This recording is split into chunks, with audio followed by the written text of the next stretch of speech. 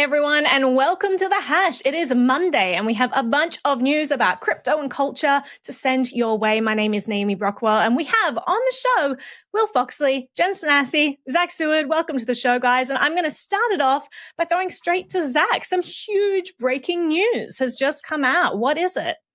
Yeah, some breaking news out of the New York Office of the Attorney General. They are cracking down on the crypto lending industry. Now, we don't know who is named. We don't know who's the subject of this action. Some internet sleuths out there on crypto Twitter saw that some of the file names were attached to prominent crypto lenders in the space, but CoinDesk is seeking to confirm if those were indeed the folks who got served. But again, this is another escalation in a brewing war against crypto lenders everywhere. Follows actions from state securities regulators, but for this to escalate up to the NYOAG is a bit different. So we're going to talk about that right now. I'm going to throw this straight to Will. Will, what's going on here? What's the deal? What am I looking at? You're looking at a shakeup in the industry right when Bitcoin is hitting over 62K. So it's interesting to see that we have like this collision course between regulators and Bitcoin's price. And I'm wondering where that goes.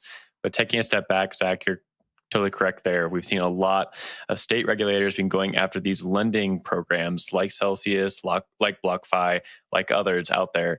And the SEC itself, which is kind of the top dog in the circuit, hasn't really commented yet on these besides what happened with Coinbase a few weeks ago. That wasn't even going into litigation or a cease and desist. That was just a Wells notice saying, hey, if you do something like this, we're going to come after you. This is a wholly different breed of attack by the regulators against these lending protocols. They're saying, stop what you're doing, get out of town. We don't want that here.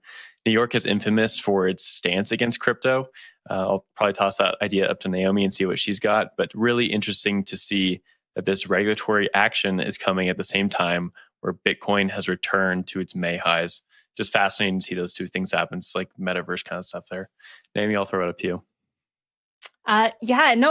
It's crazy to watch this play out. And I always have to remind myself when I read reports like this and I immediately have like this anxiety attack that I'm like, no, we expected that this was going to happen, Naomi. Calm down. We knew that they were going to come after crypto all along. That's the point. Do you talk to yourself what's like interesting, that often? I talk to myself like that. Down, Sometimes Naomi. I do voices. Calm down, Naomi.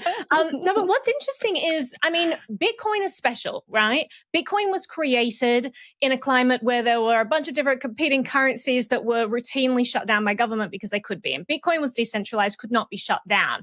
And Bitcoin sparked this incredible blossoming of all of these third-party apps and protocols and companies and business ventures, which just, created this space that we know as the cryptosphere right now. And it's incredible to watch all that growth, but we have to remember Bitcoin is special. It can't be shut down. If you are a company, if you have a CEO, if you are like a central product manager, all of that could be targeted by governments. So it's not surprising to me that government is now cracking down on these lending platforms. I don't like it, but it's not at all surprising to me. And I think that what's most exciting is seeing these products offered in the DeFi space where it is decentralized, where it can't be shut down. And I think increasingly we're going to move in that direction as the government starts to get more and more heavy-handed with its attack on crypto. Will, to your point, it's interesting you mentioned this collision course between price and regulators. It is interesting that maybe they're kind of playing it like, the ETF's coming out, everyone's expecting like a price push. Let's get some devastating news. Let's see if we could just kind of peg this price, not let it grow out of proportion. But I will also mention that as governments increasingly crack down in this financial sphere and, people's all purchases above $600 are necessarily tracked by government, where there's less and less control people have over their finances, I think it's just going to push the price of Bitcoin up further. It's not that this regulation is going to help, dampen it. I think more and more people are going to start to see the value of cryptocurrency and Bitcoin. But we'll have to see how that plays out. But Jen, I saw your hand go up, so I'll throw to you. Yeah, I pulled a couple nuggets out of the cease letters that went around. And one was asking the company to keep all records, make sure that all records of New York users or clients were kept, which was interesting because why do they need to know that, especially if this product, if the cease letter is to protect unsuspecting consumers, why do they need to know who's already been involved was one of the big questions for me, and I wanted to read an excerpt from the press release. They said cryptocurrency platforms must follow the law just like everyone else, which is why we are now directing 2 crypto companies to shut down and forcing 3 more to answer questions immediately. And that follow the law phrase is just so interesting to me because we've spoken about it time and time again. The law is so unclear, especially when we look at the law across jurisdictions. So to Will's point, I just feel like this is a shakeup and they're looking for information on who's using these platforms. And it's unclear what they're going to do with that information. Yeah, I wanted to jump in there and also pull a nugget where they where they said that they're trying to protect New York investors from exploitation by high-risk virtual currency schemes, right? And we've got to dig into that phrase, right? Because there's such a big presumption in that anyone who's participating in a high-risk virtual currency scheme is being exploited. No, a lot of people are willingly participating in this stuff because it's really awesome to provide collateral and be able to, earn interest or get a loan or, participate in these financial products that weren't available to them before. It's not because they're being exploited. It's because the government's regulated out of existence them getting access to any similar tools in traditional finance. And so crypto's come along and said, we're going to break down those barriers. You can have access to all these things and just, it's up to you, individual responsibility. So the fact that New York has always played this nanny state role is not surprising that they're now coming back and say, we're protecting you from your own decisions, customers. And it's just, I think it's just so ridiculous that they're going after lending platforms. But let's change track here. I'm gonna go to a little bit happier. Some interesting news. That Bitcoin ETF, the one that we have been talking about for years and years and years and years, and all kinds of companies have put filings to apply for a Bitcoin ETF. It seems like the day has finally come. Tomorrow, the first Bitcoin futures ETF will start trading on the New York Stock Exchange, which Shake your is shoulders, pretty everyone. huge It's a party. news. No one cares. So okay. SEC has given the go-ahead for Bitcoin futures ETF. We know this because of a filing from this company that was filed today. An SEC filing. The company is PROSHARES, and they're going to be launching a Bitcoin futures exchange-traded fund. And we kind of got this news on Friday, but as we know, the SEC doesn't. Kind of because it's a tacit approval, right? Why are you putting shade on FJ's name, man? You ever read CoinDesk.com? Because literally the SEC cannot give official approval to these things. They can just let the deadline pass and not ask for changes. So it was always presumed, like we got word that, okay, they're not going to ask for changes, but it's a tacit approval. It's not them stamping it and saying, we hereby approve you to go ahead. So it was always kind of waiting for this moment to actually see the filing and say, okay, they've given, there are no barriers, there are no blockages that the SEC has put in their path. So it's finally happening. Zach, are you excited about this? What does this mean for crypto space? What does this mean to people getting access to the price movements of Bitcoin? Yeah, I think there's reason to be excited about this for sure, right? Potentially someone with a self-directed IRA can hit that buy button on this thing and future products that are going to potentially hit the market for U.S. investors. And that is going to be, I don't know if it's going to be potentially transformative for Bitcoin's price or the Bitcoin network itself, but especially it is going to be transformative for how many people are thinking about investing in this asset class. And it could potentially introduce them to further investments in this asset class in a direct manner down the line. So I think there is a lot of reason to be excited about something like this coming out the way it's coming out. These folks are going to be ringing the bell at the New York Stock Exchange tomorrow, which is going to be pretty exciting to see. That PROSHARES will be ringing the bell to mark the occasion of this first U.S. Bitcoin futures ETF happening. This, I'm told by Control, this ringing will happen at 9:26 a.m. Eastern Time. So check that out if you're near to a computer at that time. But I don't know. What are your thoughts, Will? Are you excited about this? Is this overblown? Should the futures thing, as opposed to a spot market ETF, be discussed in more detail? What are your thoughts? Yeah, I'll ramp out some of the conversation we had on Friday. The important things about this ETF is that it's both a futures product and it's cash settled from my understanding, unless that's changed since Friday, which it seems it hasn't. So from that reporting, a futures product means that you're looking at the future price of Bitcoin. The spot would be the spot of Bitcoin at the current time. Gary Gensler has made a lot of comments that he's more favorable towards a futures product as opposed to a spot product. The dialogue around that, I'm not certain about why that is. I think there's just some internal decisions on why they want a futures product. Cash settle is a more interesting point to me. The thing there is like when you're using an ETF or a derivative or something, you can kind of settle the account in cash or in kind. In kind would be like the commodity itself, for instance. So you can have like a futures ETF on oil, and you have to have a lot of places put all these oil barrels if it's settled in oil, or you can settle it in cash. The SEC has said that they want to do more of a cash settled mechanism because they don't really know how to do it around Bitcoin yet. If you're sending Bitcoin to people, I think the concern would be, hey, is there a custodian correctly set up there? Is someone going to lose their private key? Are we going to be able to get that Bitcoin to somebody correctly? And so they're more looking towards a cash settled product here. I've heard a lot of comments that this is probably the worst Bitcoin ETF to go public. It's not necessarily anyone's fault who's trying to like lobby an ETF to go through. It's the SEC's decision basically on what is going to go through or what is not going to go through. And this is the one the SEC wants to go through, is a cash settled future. I've heard that a Bitcoin spot product itself that's settled in Bitcoin would be the industry's pick, but that's not what the SEC wants. So that's not what we got. Jen, I'll throw it down to you.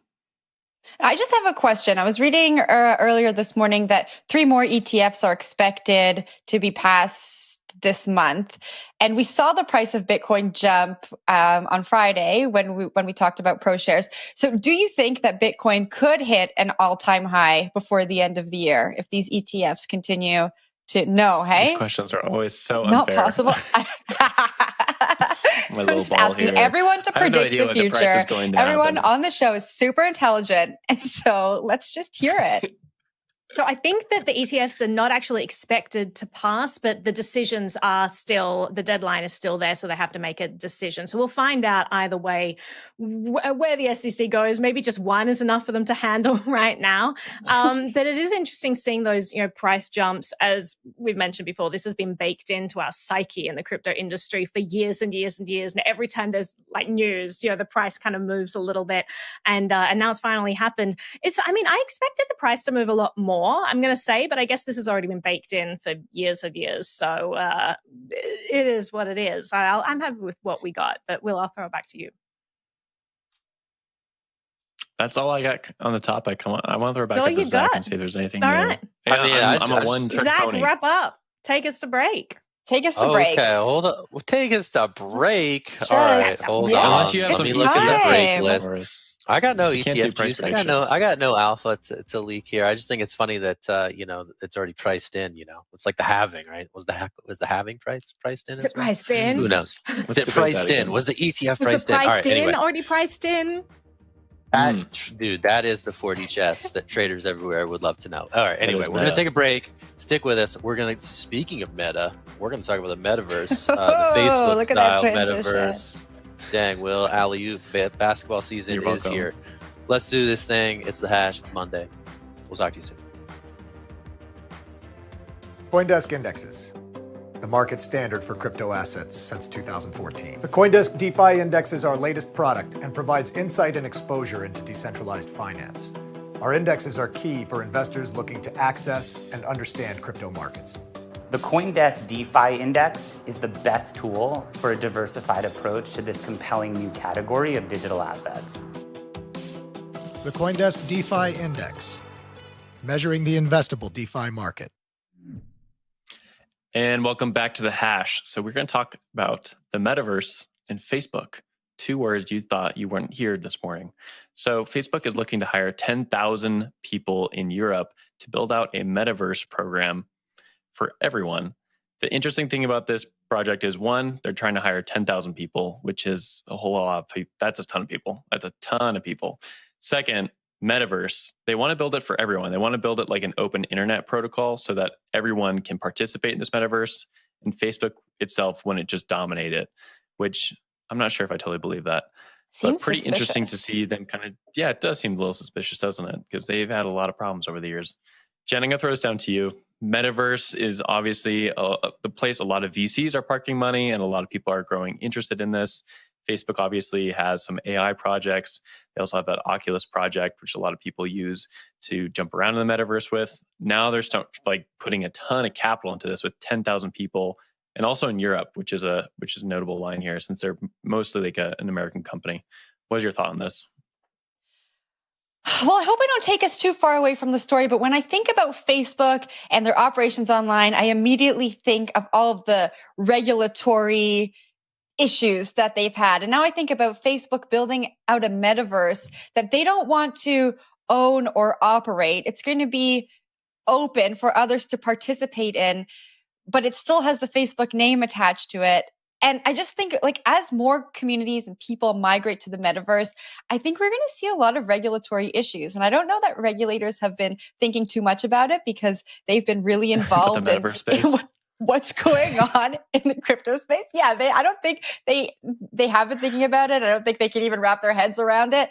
But it's going to be interesting. What if a crime is committed in the metaverse, or what if rules aren't followed in the metaverse? Like, this is a discussion I really think we're going to be having, and I don't know what Facebook's role is going to be in that. What is your metaverse policy? What if Naomi and I are just having a coffee in the metaverse and she steals something from me? Who is responsible? And so that's where my mind went this morning. I don't think I've offered any insight, but just something to think about, because I think that this is something that's going to come out in the future. The bandits of the metaverse. That's some serious stuff right there. Yeah, I don't know. I think the Facebook metaverse, I think it's worth, I think like my understanding is that the Facebook metaverse is a different beast from like some of these crypto metaverses that we're seeing that are a smidge more open. So you have crypto voxels, you have Decentraland. I think those are the two big players in sort of like the blockchain-based metaverse space.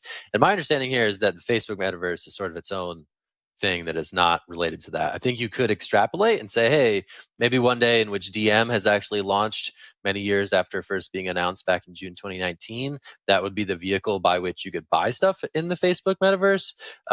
But even that, I think, is still pretty prospective at this point. So I'm just curious if we're going to see sort of like a corporate metaverse versus like an open metaverse. And I'd be really interested to see which one is easier for mass adoption and whether or not the values of an open metaverse are coveted, or if the more potentially user-friendly Facebook metaverse is where people end up going. I'll toss it to Naomi. I saw your hand up. I don't know if it was related to that, but curious for your thoughts. So I know that I mention Neil Stephenson like every episode of The Hash, but it is important to know that he coined the term metaverse in his sci-fi novel from 1992 called Snow Crash. Fantastic novel. Again, he always writes about these anarchist, cryptocurrency, cypherpunk type themes in his book. It's super interesting. So Jen, if you want to know how this stuff's going to play out, read Snow Crash and learn about the metaverse through that. It's all kinds of interesting dynamics. They have got real estate in the metaverse. It's not unlike kind of this NFT world that we have now, where it's very expensive. It's highly coveted. You want to be on like the main strip where all of the avatars are walking past. Like it's just a really cool exploration of what this metaverse might be. And he kind of invented this term and first explored it. So I encourage everyone to check that out. But in terms of Facebook kind of being in charge of this, I mean, going back to Stevenson, like in this novel, you have this main company that kind of owns the pipelines for the metaverse. And so you kind of got this, like, I won't give away any spoilers, but like this intrigue that's created, like with what happens when someone owns the cables. It's a little bit different to Facebook because they're not the internet service providers.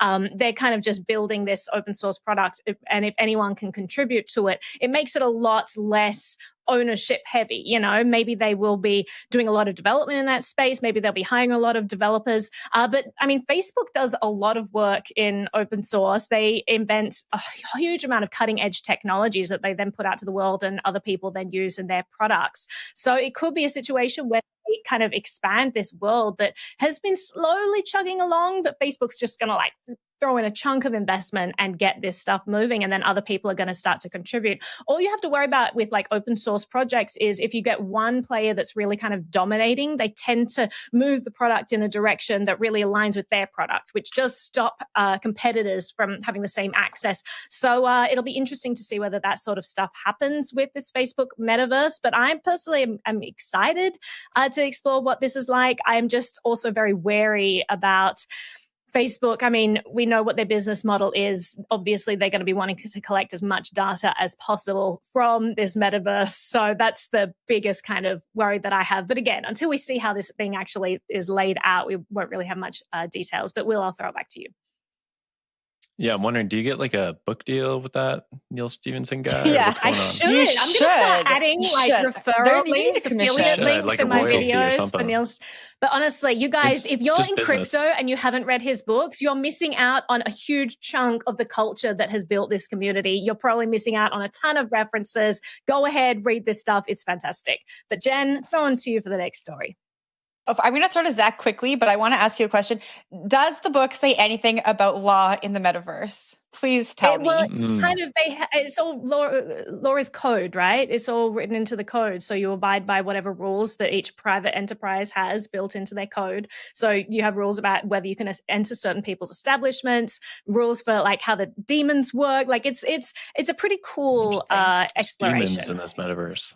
Well, demons in our computer, as in like software that runs in the background on your computer. But in the metaverse, they're kind of humanized and they're anthropomorphized or whatever it's called.